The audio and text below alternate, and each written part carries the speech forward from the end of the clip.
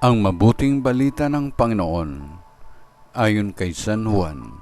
Papuri sa iyo, Panginoon.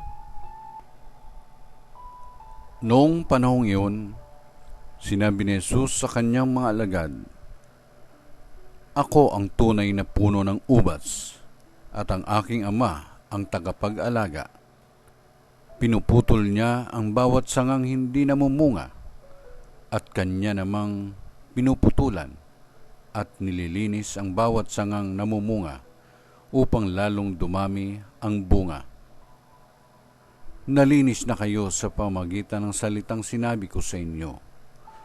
Manatili kayo sa akin, at mananatili ako sa inyo.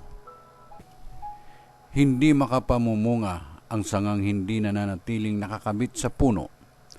Gayon din naman, hindi kayo makapamumunga kung hindi kayo mananatili sa akin.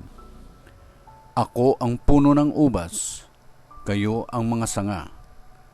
Ang nananatili sa akin at ako sa kanya, ang siyang namumunga ng sagana, sapagkat wala kayong magagawa kung kayo'y hiwalay sa akin. Ang hindi nananatili sa akin ay itatapon at matutuyo, gaya ng sanga. Ang gayong mga sanga ay titipunin at susunugin. Kung nananatili kayo sa akin at nananatili sa inyo ang salita ko, hingin ninyo ang inyong maibigan at ipagkakaloob sa inyo.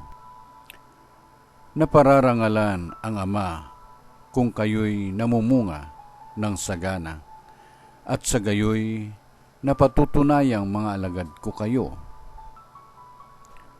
Ang mabuting balita ng Panginoon. Pinupuri ka namin, Panginoong Jesucristo.